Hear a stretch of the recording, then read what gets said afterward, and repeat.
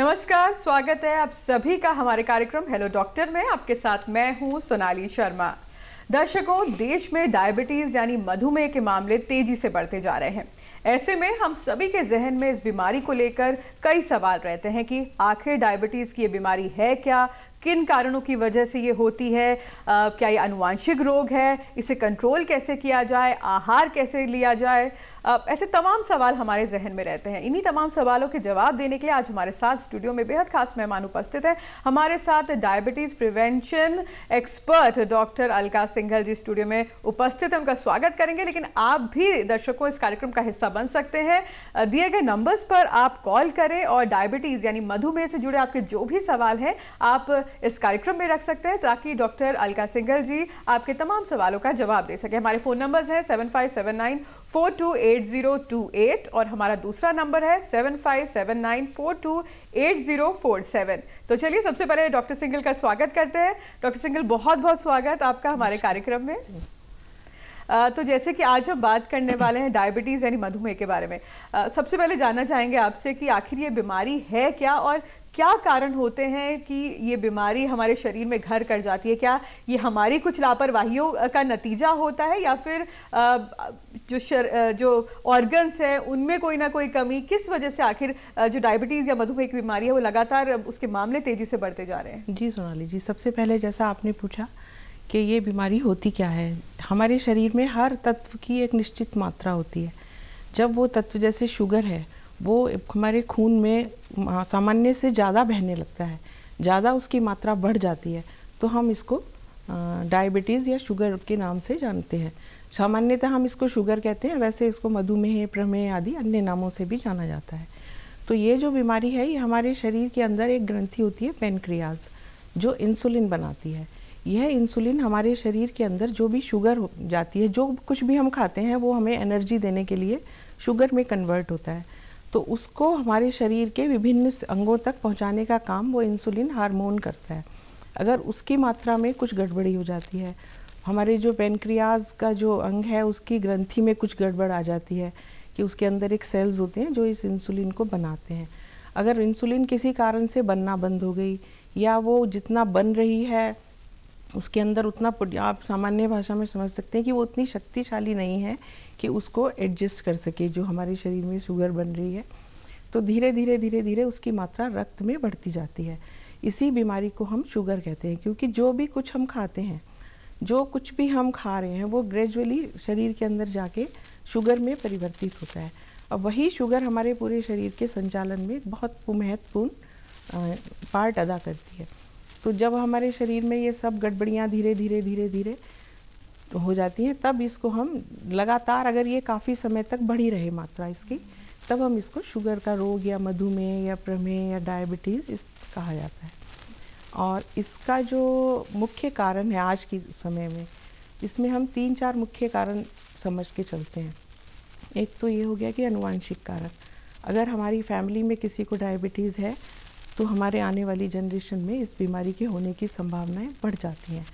अगर फैमिली में 2 लोगों का डायबिटीज़ है, जैसे पेरेंट्स को है, पेरेंट्स के पेरेंट्स को है, जो ब्लड रिलेटिव्स हैं एक्चुअली, अगर उनमें ये है तो आगे वो बढ़ने की संभावना पूरी बढ़ जाती है। और दूसरा कारण हो गया हमारा खान पान, जो कुछ भी हम खा रहे हैं, जो आजकल हम लोगों का जो लाइफस्टाइल है वो most of the time mechanical चीज़ों पे ज़्यादा डिपेंड हो गया है, तो हमने फिज़िकल एक्टिविटी ग्रेजुअली कम कर दी है। उसके आधार पे क्या होता है कि हमारी डाइट तो बढ़ती जा रही है लेकिन हम उसको कंज्यूम नहीं कर रहे हैं, तो वो कहीं ना कहीं हमारे शरीर में धीरे धीरे विकार पैदा करती है, जिससे कि यह बीमारी होने की संभावना बढ़ जाती है। तीसरे हो गया मानसिक तनाव, क्योंकि मानसिक तनाव से क्या होता है, हमारे शरीर के अंदर बहुत से ऐसे केमिकल्स बनते हैं जो हमारे शरीर के अंदर पूरी प्रक्रियाओं को बदल देते हैं। जैसे ही एक समझिए कि बाहर से कोई फॉरेन बॉडी आती है तो हमारी पूरी शरीर एकदम से एक्टिव हो जाता है, वो कहता है कि अरे ये बाहर से क्या कुछ आ गया, मैं इसको कैसे मैनेज करूं। तो उसको लगता है कि शायद सबसे पहले मुझे एनर्जी की ज़रूरत है इसको ठीक करने के लिए, क्योंकि ब्रेन से हमारी कमांड जानती है। तो ये जो हमारे शरीर की अंतःस्रावी ग्रंथि है एक्चुअली, जो इंसुलिन है, वो पेनक्रियाज है, वो वहाँ से उसको लगता है कि बॉडी को एनर्जी की ज़रूरत है, वो एकदम से डिसबैलेंस करके तमाम तरह की चीज़ें सिक्रीट होना, केमिकल्स सिक्रीट होना शुरू हो जाते हैं। तो उस स्ट्रेस से एकदम से शुगर बढ़ जाती है। उस दशा में क्या होता है, कभी कभी वो टेम्परेरी लेवल के लिए बढ़ती है, फिर ख़त्म हो जाती है। तो उस चीज़ को पेशेंट क्या मतलब जो रेगुलर लोग हैं वो महसूस नहीं कर पाते। लेकिन अगर लंबे समय तक ये तनाव बना रहता है तब क्या होता है कि तब ये बीमारी धीरे धीरे धीरे धीरे रिवर्स नहीं हो पाती और वो शुगर लेवल हमारा कॉन्स्टेंटली बढ़ा रहता है। तो इस तरह से ये कुछ मुख्य कारण हो गए। तीसरा एक और कारण चौथा हो गया कि हम लोग जो खान पान है वो सब केमिकल बेस्ड ज़्यादा हो गया। आप डिब्बा बंद खाना हम लोग यूज़ कर रहे हैं या बनी बनाई चीज़ें खा रहे हैं, या हमारी जो खेती है उसमें बहुत प्रयोग बढ़ गया है पेस्टिसाइड्स और तरह तरह के केमिकल्स का। तो वो भी कहीं ना कहीं रिसर्चेज अब ग्रेजुअली हो रही हैं, अभी हम कुछ ऐसा इस्टेब्लिश नहीं कर पाए हैं। हर साल अरबों रुपया इन रिसर्चेज पे खर्च हो रहा है कि ये बीमारी क्यों इतना बढ़ रही है। तो उसमें अभी तक जो कारण निकल के आए हैं वो यही निकल के आए हैं। इसीलिए जो नवंबर का महीना है इसको हम डायबिटीज़ अवेयरनेस मंथ के रूप में मनाते हैं, और इंटरनेशनल डायबिटिक फेडरेशन हर साल, हर 2 साल में या 1 साल में इसके लिए एक थीम निश्चित करती है। उस थीम का पर्पज़ यही होता है कि हम लोगों में ज़्यादा से ज़्यादा जागरूकता फैलाएं और लोग समझ पाएँ कि ये बीमारी क्यों हो रही है। तो इस वर्ष जो थीम था वो था एक्सेस टू डायबिटीज़ केयर, यानी कि जो लोग डायबिटीज़ से ग्रसित हैं उन लोगों तक प्रॉपर जानकारी और वो पहुंच पाए और वो अपनी डायबिटीज़ को मेंटेन कर पाएँ। तो जो इस साल की एक और विशेषता थी, 14 नवंबर को हम लोग विश्व मधुमेह दिवस मनाते हैं। इस वर्ष की एक और विशेषता थी कि आज से 100 साल पहले तक अगर किसी को डायबिटीज़ हो जाती थी तो हमारे पास सिर्फ खाने वाली दवाइयों के अलावा कोई उपचार नहीं था। तो तकरीबन 100 साल पहले इसका इंसुलिन की खोज हुई थी 2021 में, और इसीलिए जिन्होंने इसकी खोज की थी साइंटिस्ट थे वेंटिंग, उन्हीं के उस पर ये विश्व मधुमेह दिवस मनाया जाता है। और अब अगले 2022 में वो सबसे पहले एक 14 वर्ष के बच्चे को लगाई गई थी। तो इसको उस समय के हिसाब से लाइफ सेविंग ड्रग माना गया था। और आज भी जिन लोगों में खाने वाली दवाइयाँ काम नहीं करती हैं उन लोगों को इंसुलिन के द्वारा ही इसका चिकित्सा की जाती है। तो इस तरह से हम देखें तो क्योंकि एक बार अगर डायबिटीज़ हो जाए तो फिर आप ये समझिए कि ये लाइफ लॉन्ग रहती है शरीर में। फिर इसको सिर्फ हम दवाइयों से और इसके द्वारा ही हम इसका उपचार कर पाते हैं। और उत्तराखंड को अगर हम लें, हम जिस स्टेज में बात कर रहे हैं, तो उत्तराखंड में स्थिति थोड़ी ज़्यादा विकट है। क्योंकि डॉक्टर साहब उत्तराखंड पर भी आऊँगी, लेकिन इससे पहले जो आपने तमाम जानकारी इस बीमारी को लेकर दी, जानना ही चाहेंगे जिन लोगों को ये बीमारी नहीं है फिलहाल, लेकिन कहीं ना कहीं वो अवेयर भी नहीं होते हैं, तो शुरुआती लक्षण इस बीमारी के क्या होते हैं? कब हमें डॉक्टर का रुख करना चाहिए कि हमें कुछ जो नॉर्मल चीज़ें नहीं लग रही हैं? शुरुआती लक्षण क्या होते हैं जब डायबिटीज़ की संभावना हमारे शरीर में बढ़ने लगती है? जी, शुरुआती लक्षण के बारे में मैं ये बताऊँगी कि अब तो कुछ ऐसा हो रहा है कि रोगियों को बहुत समय तक पता ही नहीं चलता है कि उनको डायबिटीज़ है। अचानक से किसी और रीज़न से, किसी और बीमारी से, या बुखार आया या किसी रीज़न से वो डॉक्टर के पास जाते हैं। तो अब क्योंकि ये बीमारी बहुत कॉमन हो गई है इसलिए डॉक्टर सबसे पहले कहते हैं कि आप शुगर की जांच कराइए। तो उनको अचानक से पता चलता है कि उनको शुगर है। लेकिन जहाँ तक कुछ पेशेंट्स में ये लक्षण आने शुरू हो जाते हैं, पेशेंट्स तो नहीं मैं कहूँगी, कुछ व्यक्तियों में, क्योंकि पेशेंट तो वो बीमारी आने के बाद ही बनेगा। तो कुछ व्यक्तियों में ये लक्षण आने शुरू हो जाते हैं। उसमें क्या होता है कि थकान ज़्यादा महसूस होना। अगर आप लंबे समय तक बैठे हुए हैं तो बैठे बैठे आपको लगेगा कि मैं बहुत थकान सी हो रही है, मैं लेट जाऊं। और अगर आप लेटे हुए हैं तो आपको लगेगा कि मैं थोड़ी देर सो जाता हूं। तो धीरे धीरे इसकी शुरुआत इस तरह से होती है। फिर पेशाब ज़्यादा आना, बार बार आपको लगेगा कि आप जितनी मात्रा में पानी नहीं पी रहे हैं उससे ज़्यादा आपको टॉयलेट के लिए जाना पड़ रहा है, वो हो गया। तीसरे, अचानक आप जैसे यंग जनरेशन की मैं बात करूँगी, आजकल बहुत ज़्यादा बाहर खाते हैं, सब कुछ करते हैं, तो उनको अचानक किसी दिन लगेगा कि कुछ आंखों में धुंधलापन हो रहा है। वो उसको समझेंगे नहीं, वो एकदम से ऐसे अपनी आंखें पोंछेंगे कि वो ऐसे ही हो गया होगा, अपना चले जाएंगे। तो इस तरह से तो बेसिक सिम्टम आना शुरू होते हैं वो होते हैं। उसके बाद ग्रेजुअली आपको सिर दर्द है, थकान है, भूख पड़ना शुरू हो जाएगी। आपको थोड़ी थोड़ी देर बाद लगेगा कि मैं कुछ खा लूँ। तो इस तरह से जो सिम्टम्स की शुरुआत होती है वो ऐसे होती है। या आपको अचानक से चोट लग गई कहीं, वो चोट आपकी बहुत लंबे समय तक, आप दवाई भी अपने घर में छोटी मोटी ड्रेसिंग कर रहे हैं, लेकिन वो हीलिंग में उसमें टाइम लग रहा है। आपको लगा कि अरे बहुत दिन हो गए, 10 दिन हो गए, 8 दिन हो गए, मेरी ये चोट अभी तक हील क्यों नहीं हो रही। छोटा सा इवन कट भी है कोई, तो वो लंबे समय तक भरता नहीं है। तो आपको इन छोटे छोटे लक्षणों पर ध्यान देने की ज़रूरत है कि पहले मेरी चोट थी वो 2 दिन में ठीक हो जाती थी, तो इंसान यूजुअली समझता है कि कोई बात नहीं, शायद जो है चोट ऐसे ही लग गई होगी, किसी वजह से डीप होगी इसलिए हील नहीं हो रही है। लेकिन अगर आपको लग रहा है कि मेरी कोई भी छोटी सी भी चीज़ बहुत लंबे समय तक ठीक नहीं हो रही है, तो आप तुरंत जा कर के डॉक्टर से मिलें और उनको बताएं कि मुझे ये लक्षण इसके साथ आना शुरू हो गए हैं, या मुझे भूख ज़्यादा लग रही है, मुझे प्यास ज़्यादा लग रही है, या मुझको नींद रात में खुल जाती है, घबराहट होने लगती है। तो अगर इस तरह के कोई भी सिम्टम है, या कभी आंखों से धुंधला दिखा है, तो आप उसको, अगर दोबारा ऐसा कभी होता है तो आप उसमें सचेत हो जाएं एकदम। तो इसकी तुरंत से जा कर के किसी भी अच्छे चिकित्सक से, या जो भी आप समझते हैं, या किसी सिंपल सी, आजकल तो सबके पास उपलब्ध है, किसी केमिस्ट से भी आप शुगर की जांच करा सकते हैं। जी डॉक्टर साहब, इसके पैरामीटर्स क्या होते हैं? शुगर कितनी आमूमन हमारे शरीर में, शुगर की मात्रा कितनी होनी चाहिए, और घर पर, क्योंकि आजकल टेस्टिंग घर पर भी बहुत लोग करते हैं, तो किस तरह से करें, क्या सावधानियां बरती जाएं? जी हाँ, शुगर की जांच के लिए एक यंत्र आता है जिसको हम ग्लूकोमीटर बोलते हैं, उसके साथ एक स्ट्रिप मिलती है मार्केट में, वो आप ले लें।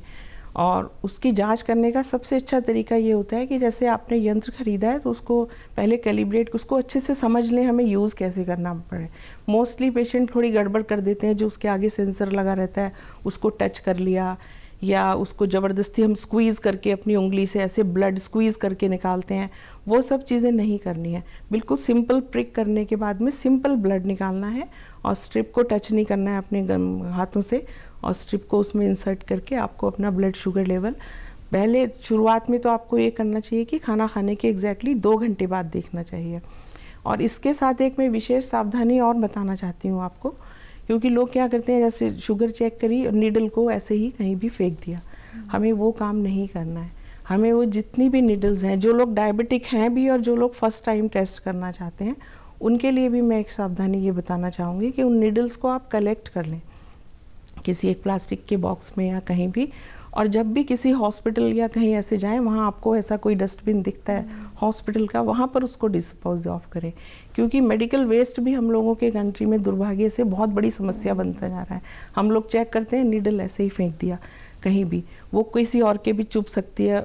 अगर आपको कोई अन्य बीमारी है उसको भी हो सकती है, कोई जानवर कूड़े में कुछ खा रहा है उसको भी लग सकती है। तो इसके साथ में हमें थोड़ी सी, एक तो ये तो उससे संबंधित सावधानी हो गई। तीसरे, ब्लड जो हम टेस्ट कर रहे हैं उसमें अगर हम जो फर्स्ट टाइम टेस्ट कर रहे हैं अगर, और खाली पेट टेस्ट कर रहे हैं, तो हमारी जो शुगर की रेंज है खाली पेट, पूरी रात 8 या 10 घंटे की फास्टिंग के बाद जो मॉर्निंग का सबसे पहला ब्लड सैंपल हम ले रहे हैं उसको हम फास्टिंग ब्लड शुगर कहते हैं। वो ब्लड शुगर अगर हम चेक करें तो उसकी मात्रा मैक्सिमम 80 से 100 के बीच रहनी चाहिए। उससे अधिक अगर मात्रा है तो आप उसको ध्यान रखें कि हमारी 80 से 100 की रीडिंग आ रही है, इसके बीच बीच में है तो ठीक है। अगर उससे ऊपर आ रही है, अगर 99 भी है तो आप ये ना सोचें कि 99 है तो इट्स ओके।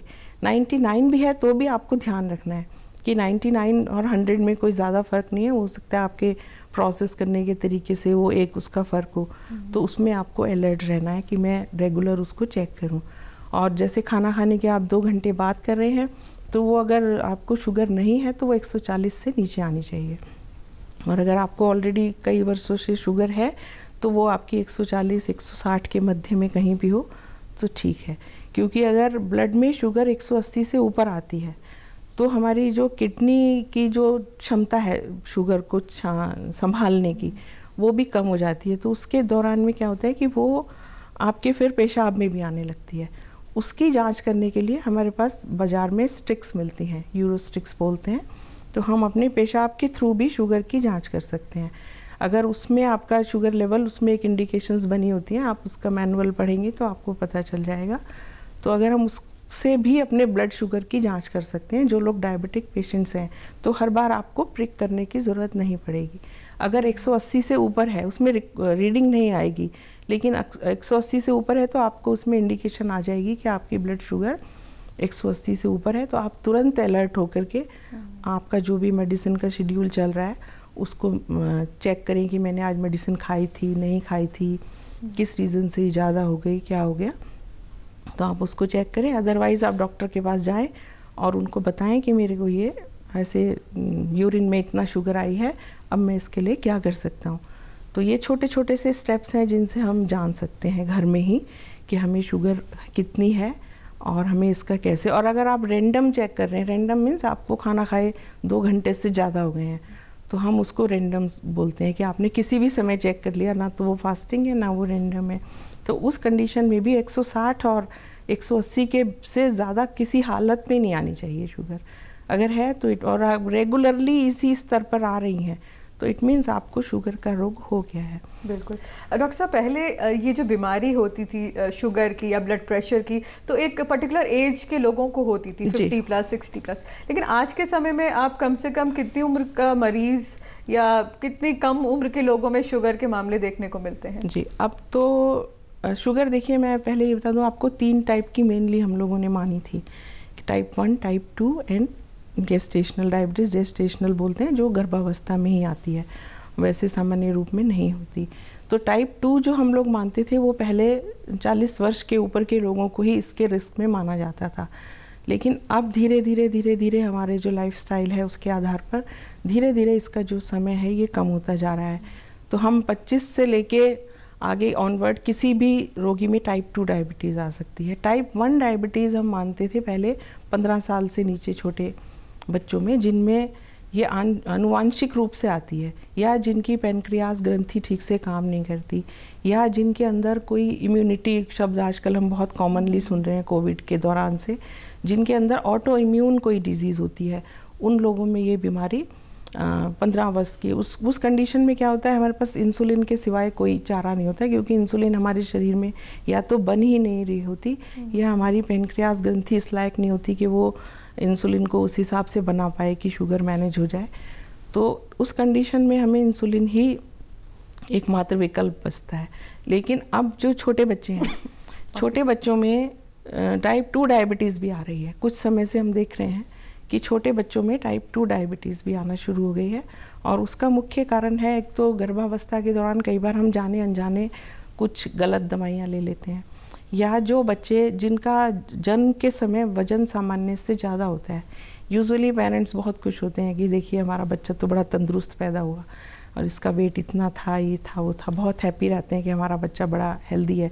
लेकिन उनको जब वो बच्चा थोड़ा बड़ा हो जाता है तो उसके हर लक्षण पर ध्यान देने की ज़रूरत है, क्योंकि बच्चों में अब ग्रेजुअली ओबेसिटी बहुत बढ़ रही है, और मोटापा भी शुगर के उसमें एक बहुत बड़ा कारण है। तो जैसे हम अपने मोटे बच्चों को, अगर हम ज़्यादा तंदुरुस्त बच्चों को देख रहे हैं तो हमें उनकी जांच, अगर उनको कोई रोग नहीं भी है तो भी हमें उनकी शुगर की जांच करा लेनी चाहिए, क्योंकि हो सकता है कहीं ना कहीं वो इस तरह की बीमारी से अंदर अंदर सफ़र कर रहे हैं और हम समझ ना पा रहे हैं, क्योंकि बच्चे अपना लक्षण बताने में असमर्थ होते हैं। वो बहुत टाइम नहीं बता पाते कि हमें कोई ऐसा कुछ हो रहा है। बार बार अगर आपका बच्चा बार बार यूरिन जा रहा है, बार बार सिर दर्द की शिकायत कर रहा है, जल्दी थकान की, तो पेरेंट्स यूजुअली सोचते हैं ये स्कूल नहीं जाने से, होमवर्क नहीं करने से, इन सब चीज़ों से शायद कुछ बहाने कर रहा है कि नहीं नहीं मम्मी ये हो रहा है वो हो रहा है। तो आप तुरंत अलर्ट होकर के उस बच्चे की जांच करा लीजिए, बिल्कुल, कि किसी डॉक्टर के पास, अच्छे चिकित्सक के पास ले जा करके कि हमारा बच्चा रेगुलरली ये शिकायत क्यों करता है। तो अगर वो ज़्यादा खाना खा रहा है रिपीटेडली, या वैसी चीज़ों की शुगर क्रेविंग उसको हो रही है कि मीठी चीज़ों के प्रति मतलब ज़्यादा आकर्षित हो रहा है, तो वही चीज़ बड़े लोगों में भी है। अगर आपको अंदर से बहुत मीठा खाने की इच्छा हो रही है तो आपको तुरंत अलर्ट हो जाना चाहिए कि मेरा इतना मन क्यों कर रहा है, क्योंकि हमारी शरीर जो है अंदर से वैसे तो इंडिकेट नहीं कर पाता, लेकिन इन्हीं चीज़ों से इंडिकेट करता है कि हमें इस पर ध्यान देने की ज़रूरत है। तो अगर डॉक्टर साहब उत्तराखंड की अगर बात करें तो इस एरिया में, इस बेल्ट में खास तौर पर, यहाँ पर डायबिटीज़ का ग्राफ किस तरह से देखने को मिलता है? यहाँ पर डायबिटीज़ का ग्राफ बहुत तेज़ी से बढ़ रहा है उत्तराखंड में भी। पहले हमारे जो पहाड़ के क्षेत्र थे वहाँ पर डायबिटीज़ बहुत कम थी, इतना नहीं थी, लेकिन अब धीरे धीरे हम लोगों ने कुछ समय पहले एक टेलीफोनिक सर्वे किया था, तो हमने देखा है कि गांव-गांव में, छोटी छोटी जगह में अब भी हम लोग जाते हैं, कैंप्स करते हैं, स्कूल में अवेयरनेस कैंप्स करते हैं, आसपास के ग्रामीण क्षेत्रों में जाते हैं, तो वहाँ पर जब हम स्क्रीनिंग कैंप करते हैं तो वहाँ पर लोगों को पता ही नहीं होता। तो वहाँ पर बहुत सारे लोग फर्स्ट टाइम ऐसे निकलते हैं जिनको फर्स्ट टाइम जब वहाँ स्क्रीनिंग होती है तब मालूम पड़ता है कि अरे हम ये शुगर कैसे आ गई डॉक्टर साहब, आपकी मशीन गलत है, हमें तो कभी शुगर ऐसा कुछ होता ही नहीं है। तो अब बहुत तेज़ी से आप ये समझ लीजिए कि हर 5 में से 1 व्यक्ति को अब डायबिटीज़ कहीं ना कहीं निकल रही है। तो अब हमें इस समय पर बहुत ज़्यादा सावधान होने की ज़रूरत है, क्योंकि ये बीमारी देखिए एक बार हो गई तो हमेशा रहती है। कुछ कंडीशन है जिनमें रिवर्स हो जाती है, लेकिन मोस्ट ऑफ द केसेस में अगर ये हो गई बीमारी तो हमेशा रहती है। दूसरे, ये बीमारी बहुत महंगी बीमारी है। इसमें अगर आप एक बारी फंस गए, जिसको कहना चाहिए कि आपको ये बीमारी हो गई, तो आपको एक तो रेगुलर जांच करानी पड़ती है समय समय पर, और दूसरे दवाई का खर्चा आपका रेगुलर हो गया। तीसरे, अगर आप इंसुलिन लगाते हैं तो इंसुलिन में आप इंजेक्शन की जो सिरिंज आती है या पेन के थ्रू लेते हैं, वो भी आपको परचेज़ करनी है, फिर उसके साथ बहुत सारी सावधानियाँ हैं। तो उससे बेहतर है कि क्यों ना हम इसके बचाव के लिए ही पहले से ही इसमें उपाय कर लिए जाएं, ताकि ये बीमारी हो ही ना। आम लोगों को लगता है कि इसमें पेन तो कुछ होता नहीं है, कुछ ऐसा होता नहीं, तो इसको बहुत लाइटली लेते हैं। लेकिन ये बीमारी, जैसे हम लोगों ने इसको वैज्ञानिकों ने इसको 3 स्लैब्स में बांटा है कि शुरू के 5 साल, फिर 5 से 10 साल और 10 से 15 साल। शुरू के 5 सालों में यूजुअली पेशेंट को ऐसा कुछ खास फील नहीं होता, उसको लगता है सब कुछ ठीक है, बस शुगर थोड़ी बढ़ जाती है तो मैं एक एक्स्ट्रा गोली खा लेता हूँ, एक्स्ट्रा ये कर लेता हूँ तो शुगर में। लेकिन वो जो फ्लक्चुएशंस होते हैं शुगर लेवल के बढ़ने और घटने के बीच, उससे हमारे शरीर के अंदर के पूरी ही जो प्रक्रियाएं चलती हैं, उनको हमारे शरीर को बहुत काम करना पड़ता है। तो धीरे धीरे जो हमारे सर से पाँव तक के अंग हैं, क्योंकि वो मीठा खून हमारे पूरे शरीर में दौड़ रहा है, सिर से पाँव तक दौड़ रहा है, तो जैसे जैसे वो सिर से सबसे पहले अगर हम स्टार्ट करें तो धीरे धीरे हमारी कानों की सुनने की क्षमता कम होती जाएगी। इतनी कम होगी कि आप उसको शुरू में समझ नहीं पाएंगे कि मुझे कम सुन रहा है। आपको लगेगा शायद बाहर नॉइज़ है इसलिए मुझे कम आवाज़ आई। आँखें हैं, हमारी आँखों में छोटी छोटी नस नाड़ियाँ होती हैं, रेटिना हमारा प्रभावित होने लगता है, उसको हम रेटिनोपैथी बोलते हैं। तो आँखों में फिर हमें उसकी चिकित्सा बहुत हायर लेवल पे जाके करानी पड़ती है, तो अचानक से दिखना बंद हो जाएगा। उसके बाद हमारी सूंघने की क्षमता पे भी फ़र्क पड़ता है। फिर हमारे दांत आ गए, दांत धीरे धीरे दांत कमज़ोर होने लगते हैं, मसूड़े कमज़ोर होने लगते हैं लगातार शुगर होने की वजह से। हमारे मुंह से अजीब सी स्मेल आने लगती है। अगर हमारे सामने अगर हम पेशेंट बैठा हो तो हम उसको सांस के द्वारा भी हम महसूस कर सकते हैं कि इस इंसान, बिना जांचे भी हम लोगों को अब इतना करते करते हो गया, बिना जांचे भी हमें आइडिया लग जाता है कि इस इंसान की शुगर बढ़ी हुई है। तो सांस से उसको स्मेल आने लगती है मुंह से, क्योंकि जहाँ पे हमें मीठा वातावरण मिलता है वहाँ कीटाणु बहुत तेज़ी से पनपते हैं, तरह तरह के इन्फेक्शन जल्दी जल्दी होते हैं। फिर आ गए हमको, आपने आजकल बीमारी सुनी होगी फ्रोज़न शोल्डर। बहुत लोगों को आजकल कंधे में दर्द के हाथ उठना बंद हो गया, तो ग्रेजुअली वो चीज़ भी बढ़ती जा रही है। अगर आपको फ्रोज़न शोल्डर भी है तो आप जाकर के शुगर की जांच कराएं। हो सकता है आपको शुगर की वजह से ही फ्रोज़न शोल्डर हो गया हो, लेकिन हम जांच नहीं कराते, हम कंधे के दर्द की दवाई खाना शुरू करते रहते हैं। इसी तरह से फिर हम दिल पर आ जाते हैं। उसके बाद हमारा दिल है, दिल इसमें सबसे ज़्यादा प्रभावित होता है, क्योंकि जो गाढ़ा खून है, शुगर की वजह से हमारे खून का थोड़ा गाढ़ापन बढ़ जाता है, विस्कोसिटी, उसको वो पूरा खून पंप करना पड़ता है, तो हमारे हृदय को ज़्यादा काम करना पड़ता है। यानी कि कहीं ना कहीं डायबिटीज़ एक मल्टीपल ऑर्गन्स को कहीं ना कहीं हाँ, सारे ऑर्गन्स में, इसलिए आपको सिर से पाँव तक बता। फिर उसके बाद हम गुर्दों पे आ जाते हैं। पाचन है, हमारा पाचन गड़बड़ हो जाता है, उसमें हम गैस्ट्रोप्रोसिस बोलते हैं, जो डायबिटीज़ की वजह से होती है, कि हमारा खाना, हमें ऐसा लगता है फुलनेस ऑफ फीलिंग, मतलब पेट फूल जाएगा, ऐसा लगेगा कि क्या हो रहा है, या अचानक से लूज मोशन लग जाएंगे, कंट्रोल नहीं होंगे। तो इस तरह से हमारा पाचन प्रभावित हो जाता है। डॉक्टर साहब, आपने तमाम चीज़ें बताई कि क्या क्या एरियाज जो हमारी बॉडी के हैं वो प्रभावित होते हैं। उपचार की बात करें, सावधानियों की यहाँ पर बात करें, तो अगर किसी को शुगर है तो किस तरह की सावधानियां उसको बरतनी चाहिए और उपचार किस तरह से उसको कराना चाहिए? जी, उपचार के लिए तो मैं कहूँगी सबसे जो ज़रूरी चीज़ है डायबिटीज़ के रोगियों में, जैसे ही उनको पता चलता है कि भाई डायबिटीज़ है, वो एकदम से नर्वस हो जाते हैं, एकदम स्ट्रिक्ट डाइट कंट्रोल करेंगे, लेकिन वो स्ट्रिक्ट डाइट कंट्रोल वो लंबे समय तक नहीं रह पाते और फिर सेल्फ मेडिकेशन स्टार्ट कर देते हैं। कहीं से मालूम चला कि ये हर्बल मेडिसिन है, ये कॉम्बिनेशन है, ये मैं खा लेता हूँ, ये बहुत अच्छा रहेगा, तो वो अपना एकदम, लेकिन वहीं से हमारी सबसे पहले शुरुआत वहीं से गलत हो जाती है। जैसे ही हमें पता चलता है, हमें तुरंत ही किसी अच्छे योग्य चिकित्सक से, या तो आपके जो फैमिली फिजिशियन है जिनसे आप रेगुलर कॉन्टैक्ट में रहते हैं, उनसे पूरा अपने शरीर के बारे में उनसे समझें कि मुझे क्या खाना है, क्या नहीं खाना है। यूजुअली हम लोग मना करते हैं, जो सभी डॉक्टर्स मना करते हैं, मीठी चीज़ें से परहेज करें, लेकिन मीठी चीज़ों के साथ साथ हमें जो है तले भुने भोजन का भी बहुत बड़ा महत्व है, क्योंकि लिवर भी हमारे शरीर की शुगर को बैलेंस करने में बहुत काम करता है। और लीवर ही हमारे शरीर में जो हम चिकनाई खाते हैं उसको पचाने में बहुत बड़ी वो भूमिका अदा करता है। तो अगर हम तला भुना भोजन खा रहे हैं और चीनी हमने बंद कर दी है तो भी हमारा शुगर का लेवल मैनेज नहीं हो पाएगा, नहीं कंट्रोल होगा। तो हमें उसके लिए अपने लीवर तले भुने भोजन का करना है, सभी जानते हैं। दूसरे जैसे आजकल सर्दियों का मौसम है तो हमारे ग्रामीण क्षेत्रों में, विशेषकर मैं उत्तराखंड की बात करूं, तो यहाँ पर मक्का का प्रयोग बहुत होता है, मक्का की रोटी का प्रयोग बहुत होता है। तो जो लोग शुगर के मरीज़ हैं उनको मक्का की रोटी कम से कम खाना चाहिए, क्योंकि मक्का जो है वो डायरेक्ट स्टार्च है, वो बहुत जल्दी, क्योंकि आपने सुना होगा कि मक्का की रोटी हम गरम कहते हैं। गरम क्यों कहते हैं? गरम इसलिए कहते हैं कि वो फास्ट एनर्जी गिविंग फूड है, इसलिए हम ऐसी चीज़ों को गरम चीज़ बोलते हैं कि ये गरम चीज़ है, हम इसको खा रहे हैं तो हमें एकदम से एनर्जी फील होती है, ठंड में हम खा रहे हैं। तो इसलिए पहाड़ में ठंड ज़्यादा होती है तो हम ऐसी चीज़ों का यूज़ करते हैं, गर्म चीज़ों का ज़्यादा यूज़ करते हैं। तो हमें वो भी मक्का की रोटी आदि का बहुत सावधानी से प्रयोग करना है। तीसरे जो अलसी का आजकल आप लोगों ने देखा होगा बहुत प्रयोग बढ़ गया है कि फ्लैक्स सीड ऑयल खाइए, फ्लैक्स सीड खाइए, तो वो भी एक सीमित मात्रा में ही खानी चाहिए, उसकी एक निश्चित डोज है। ये नहीं कि आपने अलसी का लड्डू बनाया वो खा लिया।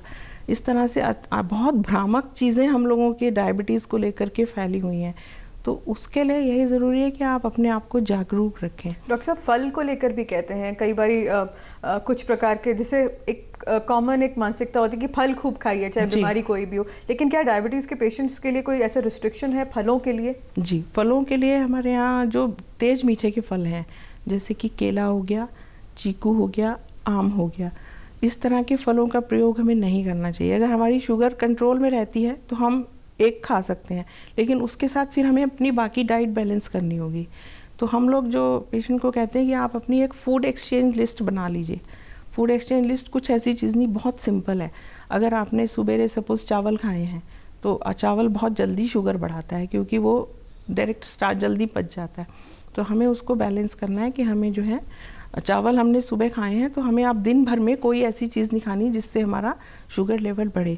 इफ़ सपोज़ आप कहीं घर से बाहर हैं, आपको केला खाना पड़ गया तो कोई बात नहीं, घबराइए मत, आप केला खा लीजिए, लेकिन उसके साथ फिर आप मैदे से बनी चीज़ें जैसे ब्रेड है, इस तरह के कुलचा हो गया, भटूरे हो गए, इस तरह की चीज़ों का फिर आप कहीं बैलेंस ज़रूर, कहीं ना कहीं आप उसको बैलेंस कर लें तो आप बहुत अच्छे से इसका कंट्रोल मैनेज करके ले जा सकते हैं। और डॉक्टर साहब, चलते चलते एक आखिरी सवाल, जिन लोगों का शुगर लेवल डाउन हो जाता है उनको विशेष तौर पर किस तरह की सावधानियां बरतनी? जिन लोगों का शुगर डाउन हो जाता है उनको अपने साथ या तो जो बताशे होते हैं पूजा में हम यूज़ करते हैं, ये अपने साथ रखें या टॉफ़ी रखें। उसमें आपको सिंपल ये सिम्टम आएंगे कि मुझे घबराहट हो रही है, मुझे बेचैनी हो रही है और मैं क्या करूँ, एकदम से पसीना आ जाएगा। तो आप ऐसा लक्षण उसमें भी हो सकता है जब शुगर बढ़ी हो, लेकिन वो आपको खुद फील हो जाएगा कि मेरे को इस समय शुगर लेवल डाउन हो रहा है, आंखों के आगे धुंधलापन आ रहा है, तो आप तुरंत अपने पास से वो बताशा या कैंडी या कोई ऐसी चीज़, कुछ नहीं मिले तो आप फीका दूध पी लें, और अगर घर में जो भी उपलब्ध हो या कोई फल रखा है तो वो फल आप तुरंत खा लें। लेकिन एकदम से डायरेक्ट चीनी खाने की गलती ना करें कि आप इकट्ठे से, पेशेंट्स क्या करते हैं यूजुअली, इकट्ठी 3-4 चम्मच चीनी उठाई, वो किसी चीज़ में गोली खा ली, उससे वो अचानक शुगर लेवल बहुत शूटअप हो जाएगा आपका। तो उसको धीरे धीरे आप कोई भी फल ले सकते हैं, कोई भी इस तरह की चीज़ आप उसको समय पर इस्तेमाल कर सकते हैं। बिल्कुल। और चलते चलते डायबिटीज़ को लेकर आप हमारे दर्शकों को क्या कहना चाहेंगी? इस बीमारी से कैसे बचा जाए? जी हाँ, इससे बचने का सिंपल यही तरीका है कि इसमें आप व्यायाम करें। व्यायाम करने का समय नहीं मिलता तो पैदल चलें, और उसमें कोई ऐसी रेस्ट्रिक्शन नहीं है कि आपको सुबह ही करना है। बस जो भी कुछ आप खा रहे हैं ना, एक सिंपल सा कंसेप्ट है एक लाइन में, जो भी कुछ आप खा रहे हैं बस आपको उसको कंज्यूम करना है। जो कुछ भी आप कंज्यूम आप कैसे करते हैं ये आप पे डिपेंड करता है कि आप घर में सीढ़ी है, 3-4 बार सीढ़ी चढ़ उतर लीजिए। आप अपने घर में कोई हाउस होल्ड ऐसा थोड़ा सा स्ट्रेनस काम कर लीजिए, या ऑफिस जा रहे हैं थोड़ा सा पैदल वॉक कर लीजिए, बीच बीच में उठ के चल लीजिए। तो नई जनरेशन बच्चों से तो मैं यही कहूँगी कि कंप्यूटर्स वगैरह पे अगर आप रेगुलर काम करते हैं तो आप कम से कम बीच बीच में उठ के ब्रेक ले करके थोड़ा बहुत वॉक करते रहिए, थोड़ा चलते रहिए, और अपनी डाइट पर विशेष वॉच रखिए कि हम कुछ ऐसा तो नहीं खा रहे कि जो हमें आगे चल के दिक्कत करे हमारे लिए। बिल्कुल, तो बस यही एक वो है। थैंक यू डॉक्टर सिंघल, आप हमारे कार्यक्रम में आई, आपका बहुत बहुत धन्यवाद, और इतनी महत्वपूर्ण जानकारी आपने डायबिटीज़ को लेकर आज हमारे दर्शकों को दी। बहुत बहुत शुक्रिया आपका कार्यक्रम में आने के लिए। Thank you. तो दर्शकों, उम्मीद करते हैं आपको आज का डायबिटीज को लेकर हमारा ये कार्यक्रम बेहद पसंद आया होगा। अगली बार एक और मेहमान से आपको रूबरू कराएंगे। तब तक ले इजाजत दीजिए। नमस्कार।